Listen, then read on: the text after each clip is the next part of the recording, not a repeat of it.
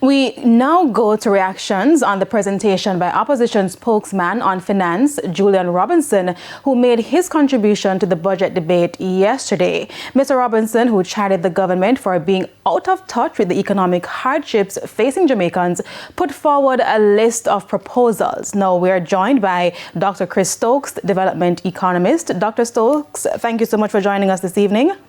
Thank you very much for having me. I'm going to start with looking at the fiscal credibility. Mr. Robinson argued that the government's fiscal approach is not doing enough to stimulate growth while Jamaicans face rising costs. From an economic standpoint, is that a fair critique, or is the government justified in prioritizing fiscal discipline given the post-hurricane recovery? Right. Well, I'm not sure I'll put that as fiscal discipline, even though we have seen them practice that. This government practiced that over some time, and the previous government for some years before that. There is no easy way to deal with the deficit that we have, the $18 billion deficit. This government has, and again, PNP before, spent considerable time stabilizing the economy, to set the foundation for growth, but we have a problem for this year. We have an issue with how we balance the budget, how we fund the budget for this year, and it comes back to, again, where does the money come from? Who has to pay? This government has gone with taxes, and the case can be made that taxes in an economy that is already depressed, down 1.4% last year, and in an economy that is already depressed will further depress the economy, which is Julian Robinson's point, that you're taking money out of people's pockets so they have less to spend, and therefore at a time when the economy is already depressed, you're going to depress it even further. That is completely legitimate.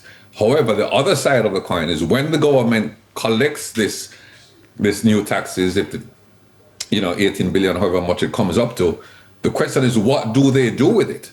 And if they use it in a way that is invested in capital, in additional growth, then you would see growth from a different perspective, not from consumption and income to companies. So while on the face of it, absolutely, you want more spending in the economy when the economy is slowing down, but that spending can be on the part of government from taxation as opposed to the individual consumer. So it's not a straightforward answer.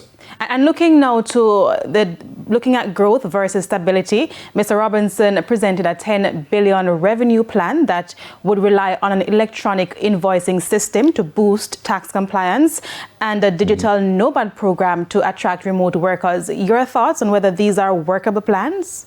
I think they're very good ideas. Neither one is an innovation. We see, Mexico has had tremendous success with it. Uruguay to some extent, Peru to some extent. Countries that have VAT, it's a little easier to implement it. So both the electronic invoicing and the digital nomad visas are excellent ideas that I think that should be put in place. It should be part of our arsenal of improving tax collection efficiency and economic stimulation. However, neither of these, in my view, I don't see any of them coming into place in time to affect the 2026-2027 budget, which is an issue. The digital invoicing, for example, is going to require changes in law.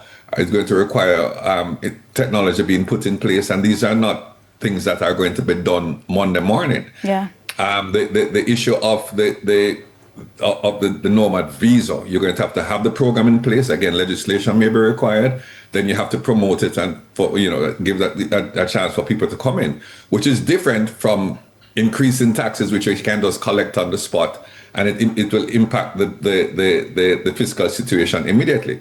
Very good ideas, but it will take time to implement, which leaves open the question of how do you balance the budget for 2026, 2027. And finally, the impact on ordinary Jamaicans. The opposition says the budget does not meaningfully ease the pressure on households and small businesses. And based on what we've seen so far, will the fiscal measures actually translate into relief for ordinary Jamaicans? Look, there is a case to be made that the tax package, in particular on sweet drinks. I mean, even this sugar is a problem. It's a problem. I mean, it's a life. It affects the lifestyle, the non-communicable diseases. You know, we want to deal with that. The tax on it, how it will work, we will have to see. You know, but without question, to eat healthy costs more. So I don't think we can push back. Anybody can push back credibly on the idea that the poorer sector of the economy would bear the brunt of actually paying this tax on the consumption of the sweetened drinks, and that, you know, I don't see how you'll get away from that. That is, if you look at where that consumption happens, you look at where the cost of healthier eating, where that lies, then I think it's fairly clear that yes, it ends up being a tax on persons who buy these lower cost, highly sweetened drinks out of convenience, and that's a reality that I think we have to face. That's where we have to leave it. Thank you so much, Dr. Stokes, for speaking with us this evening. Thank you very much for having me. Dr. Christopher Stokes there talking about the opposition's presentation, budget presentation yesterday. Now, still to come this evening, 2 major lottery scamming players nabbed in raid. And in business news, opposition calls for clarity on proposed digital tax. Stay with us. We'll be right back.